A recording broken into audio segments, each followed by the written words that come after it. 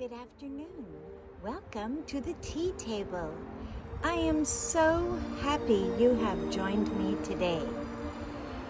We are going on a special adventure. We're going on a boat and we're going far north to the land of Norway. And here is the flag. I can show you. Wonderful colors, just like our flag. And I've been taught that you always must fly an American flag with another country's flag. So here we are.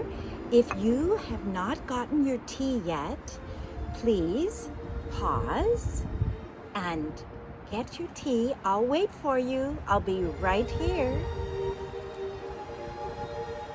Now, I am going to pour out because I have had a big day and I feel like I need a little cup of tea.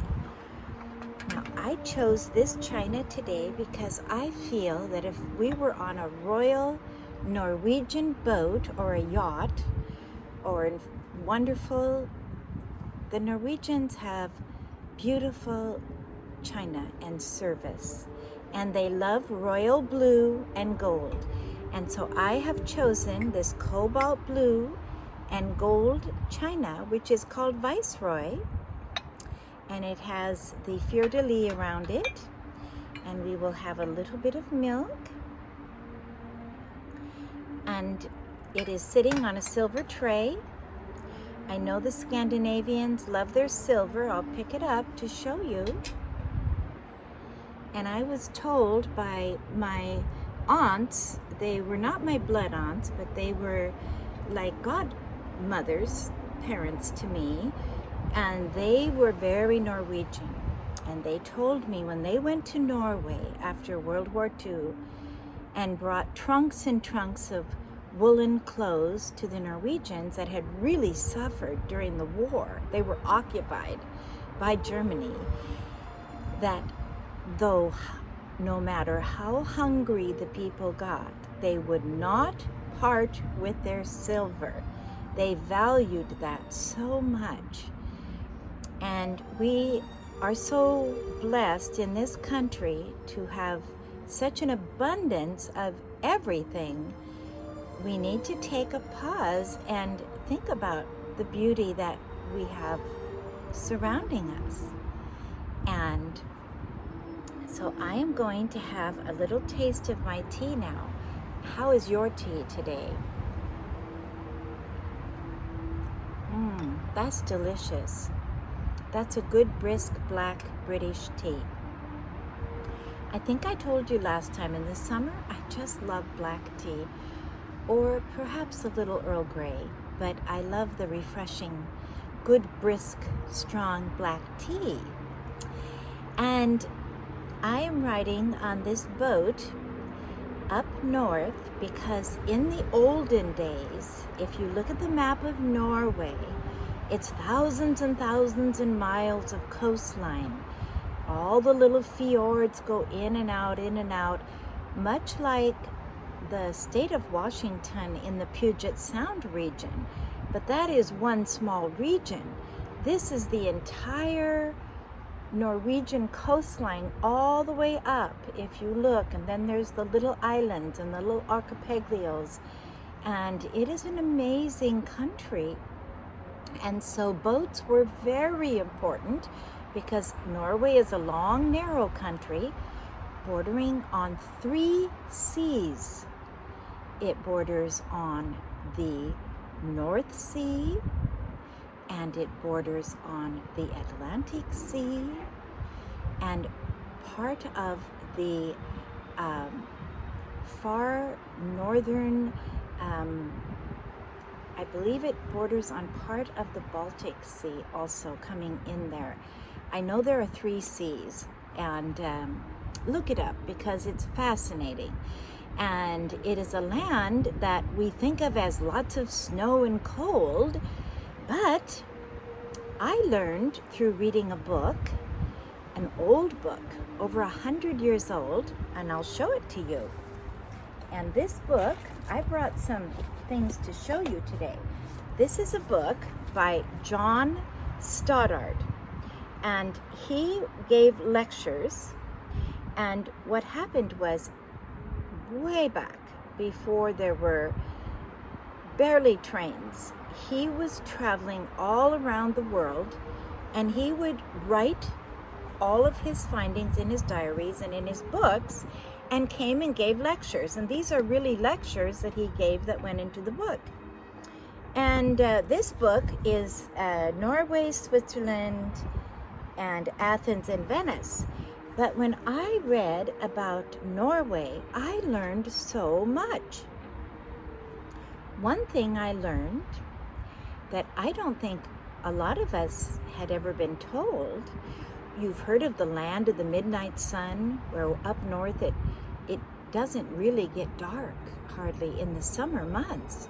Well, because of that, you can plant potatoes in southern Norway in May or late April, May, and you'll get a normal crop of potatoes.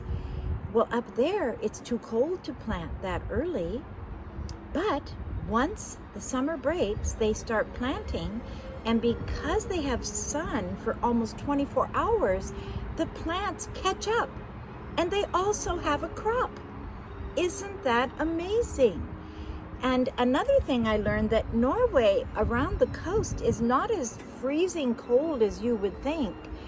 There's almost a Gulf Stream that comes down, and because of those fjords and islands, it's protected from all of that dramatic North Sea chill. And so God really created this country in such a unique way. And the reason Norway had so many things and knowledge of so much from all around the world was because the Vikings were ship people, and they would go all around the world and bring back their findings. And you've probably heard of, if you know any Scandinavian people, you've probably heard of lefse. It's a lovely kind of doughy pastry, and you put butter, cinnamon, sugar on it and eat it with a special tea or coffee time. And I kind of think that they may have gotten that idea from down south in Spain and the Mediterranean countries, where you have the tortillas or the Middle Eastern falafels, the round, and brought it home and improvised and invented their own creation. That's how people learn, is by travel. Travel is the best way to learn anything. I really believe it. And if you have opportunity to travel, take it, because it will change your life and give you a broadness of thought and give you memories that you will enjoy your entire life. Well, on the boat that we're on today, as we go far, far north, I want to think about some of the things that the Vikings did that were quite amazing. They traveled. You know the story of Iceland. We had Leif Erikson, and first you had Eric the Red, and then his son Leif Erikson went to Iceland, and they had become Christians, and they settled Iceland as a country. And so really the Icelandic people, most of them are really Norwegian. Also in Denmark and Norway was a united kingdom for hundreds of years, and they are really the same people. But May 17th is Norwegian Independence Day, and that's when they became their own country and established their own king and queen and their royal house. But it goes back into Denmark. Really, there's a relationship there. Sweden and Finland is closely related, and Norway and Denmark are closely related. And I wanted to tell you another little story about Norway. Well, actually, it's about Iceland. And I'm going to go a little bit off track. First, I'm going to show you this is what I decided to bring on my ship today. I thought a nice straw bag to hold all of my things that I am carrying on my boat trip up north, and it matches my hat. And I thought this hat, though it's straw, looks a little bit like a sailor hat. And I'm going to put this over here now, and I'm going to proceed. I brought also a little purse that I thought could go inside my straw, and I thought this looked like a little purse to carry on the boat.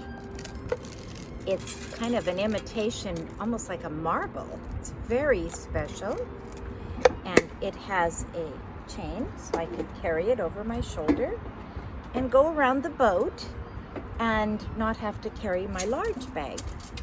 So that is what I'm bringing along for my accessories today. But what I really want to show you, and I'm going on a little side trip here. This is a book, a collection of books called McGuffey Eclectic Readers. William McGuffey was a man from Ohio, and in 1836, he was asked by the American Education Society to codify, design, and create a curriculum for the schools. And this goes from the primer, which is really young, and I'm going to show you a couple. Goes from the primer. I'm sorry, this is the parent guide. Okay, that's not the primer. This is the primer. And you start very, very, very, very. I see a tub. The tub is big. Can you use it? Oh, yes, I can. And you go on with lessons, and then he was working with the traditional method, which also the blueback speller, which was done by Noah Webster, used the pure vowel, A-E-I-O-U, that you would learn to sound out your words. This created much quicker reading skills. So here we go from the very beginning. Is it a cow? To fish, wish, dish, miss, hiss, and then the rhyming vowels and the speller. Now this would have probably been kindergarten, first grade, approximately. Then we go to the first reader, which is also fascinating, and it has moral lessons, the good girl, and talks about being good and having Christian values, being polite, putting others first, being kind, the golden rule. It's an extremely, these books were in the American school system for over 100 years. In fact, when I was a little girl, actually, I think I was married, and Mrs. Branham was still alive. By then, she was very elderly. She told me that she had had McGuffey readers in her school. So that would be in the late 1970s, and she would have been probably born turn of the century. So she had these, probably 1910. She still had these. And then what I'm coming to is this wonderful second reader. And in this book is the most fabulous story, and it's called The Icelander. What it is, by this time, McGuffey collects stories about places. So we're getting geography lessons, but they're also biographic. And this man, his name is Henderson, he was like Mr. Stoddard. He traveled. Only when he traveled, it was 100 years before, because these are 1836. So we're talking early 1800s. Mr. Stoddard was early 1900s. So in this story, Mr. Henderson goes to Iceland, and he tells about the Icelandic people. It is so fascinating. Now, get the date again, we're talking 1820s, 18 teens, 1830s. He said you could not find anyone in Iceland that could not read or write. They only had one large school in all of Iceland, which was to train the ministers, which they considered the highest level of training, or to train perhaps the lawyers. But I believe in those days law was studied as a mentorship and an apprenticeship, and then you would take a test, and doctors also studied under other doctors. So I don't know fully what the school offered, but I know it offered ministerial training. And so in the homes, the method was they had such long winters, such little bit of sunlight, that once it was dark in the house, the family would sit around the fire. The young men would wood carve, the women and young women would knit, and one person would read. And they read from the Bible, they read from the classics. He said it was phenomenal. Almost all of the people in Iceland knew Latin and Greek. They were very familiar with all of the classical literature. They valued their books, and the Bible was the center. And they had excellent law and order. They had very little need for any policing because they were self-governed because of their character. It's just worth getting these books. You can find them. These are reproduction, but make sure you get the really good, this is Mott Media, M-O-T-T, that I got mine from.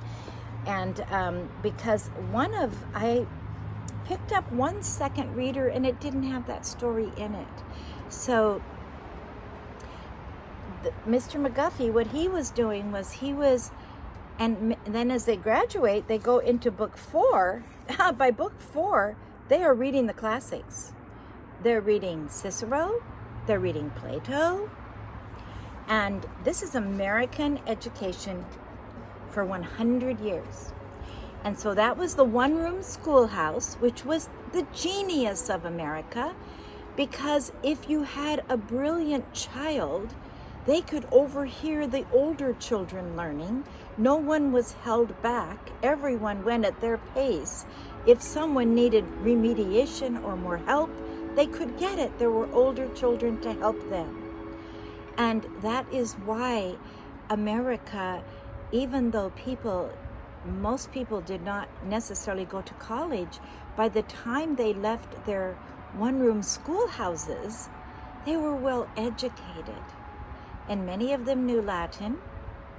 And then if they had a really good teacher, they may know Greek, because Greek and Latin were considered foundational to classical learning.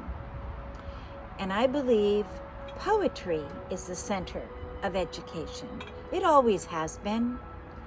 The classical education really in Greek times was based on the Iliad and the Odyssey. And, the Iliad and the Odyssey are poems. We read them as books, but they're actually, if you read them in the original Greek, they're poetry, they rhyme. And, just like when we had Milton writing Paradise Lost, that's a poem.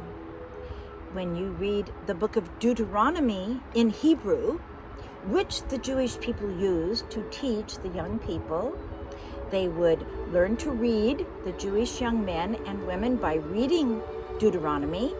They would learn to recite by reciting it and speaking it rhetorically. That was their rhetoric.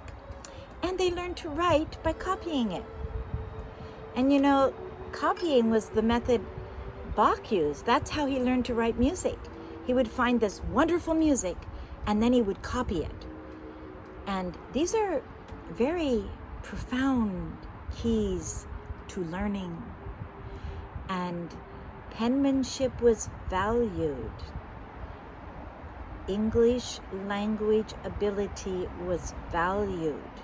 When you can speak correctly, you can express yourself clearly with fewer words and less clutter. It's a win for everyone. Well, I thought, okay, what am I bringing to the tea table today for a little treat? And a dear friend, actually my son's girlfriend, brought me these darling napkins I wanted to share with you. And they say friends, family, freedom.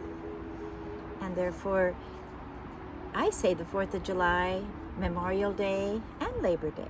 They have the flag and a heart. And the little cookies I found for you today are German shortbread. And they're authentically made in Germany. And I'm sorry, I've had so many people saying they want to taste. I'm sorry. Please find something you can put on your table. I can't put the cookie through the camera.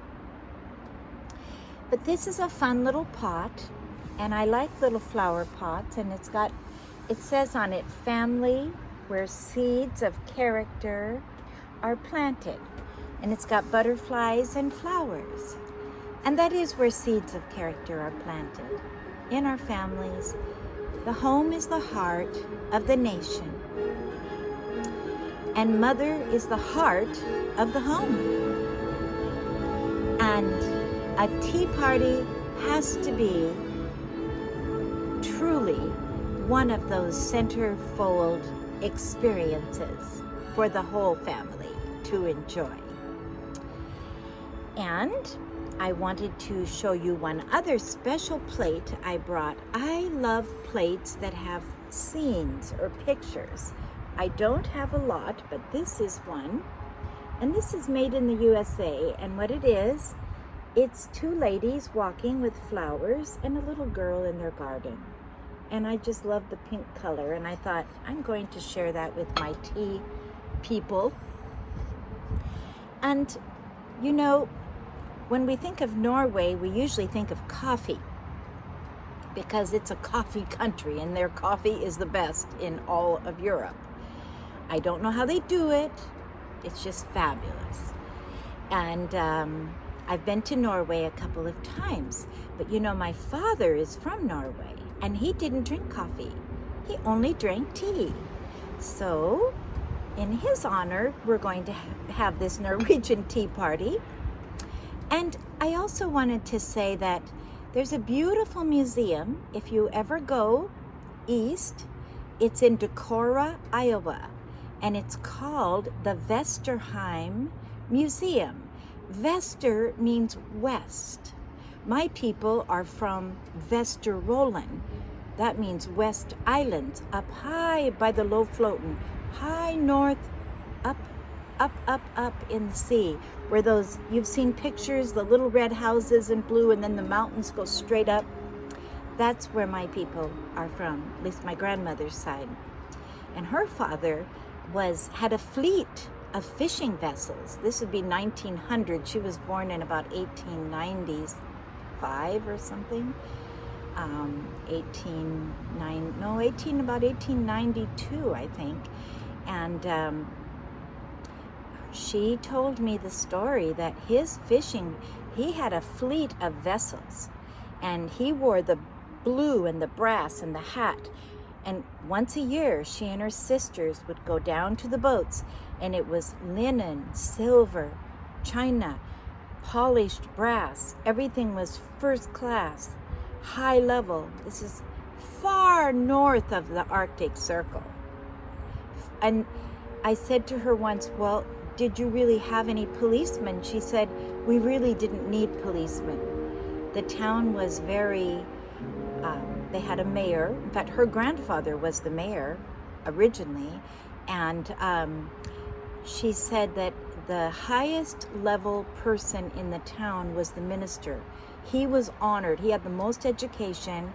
And I remember my father, who came in 1923 as a 10-year-old boy, told me he had only seen one car in his entire life, and it was the minister's car.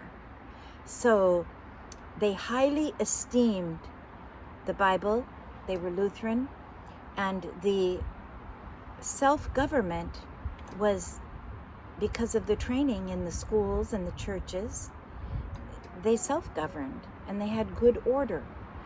And when I was telling you about the Vesterheim, it's a museum. It's the largest museum in all of America that is ethnic, and it's the Scandinavian. It's 4 floors. There's a Viking ship. There are beautiful altars that are from different old churches across America, and many of them have ships on them that are set up in the museum. And there are many farmers came and farmed in the Midwest there, in Iowa and in Wisconsin and Minnesota. So this museum is quite phenomenal, and it came out of Luther College, which is the school my daughter graduated from and attended, and that's why I found out about it. And they called Decorah, Iowa, Little Norway. And the King of Norway often comes there. They have a parade in June for Summerfest, and so you might want to remember that if you're going east and you're interested. They have one display that is phenomenal.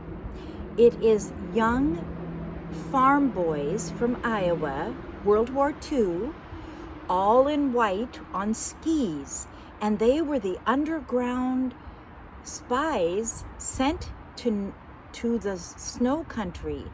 I think it was Norway, because they could speak Norwegian and English. And so they had a little American flag on their lapel. Their job was very dangerous. They were skiing around and doing espionage work during the war. And that's all in that museum. Fascinating. Well, I tell you, this has been so fun. And I really thank you for coming today. And I hope you have a wonderful week. And please have a tea party this week. You can go to a park, take a few cups and saucers, take a thermos of tea, bring a little pitcher and a little jar of milk, and then pour it in the pitcher. Have a little cloth, bring a little treat, and bring a friend, or have a couple friends, and maybe have a flower, and enjoy one another. And my last thing is, God loves you. God loves you. Think about that all week. He loves you. His love is perfect. It is not conditional. His love, the agape love of God, is pure. It believes all things. It hopes all things. It endures all things. Love never fails. 1 Corinthians 13. You can read that whole chapter. And when you read it, think about that. That is how Paul is defining God's love for us. It really takes the pressure off. Relax and allow God to love you. Let Him come into your life. Give Him your problems, if you have any, and receive peace, the peace of God that passes all understanding. God bless you. Have a fabulous week, and I will look forward to seeing you next time.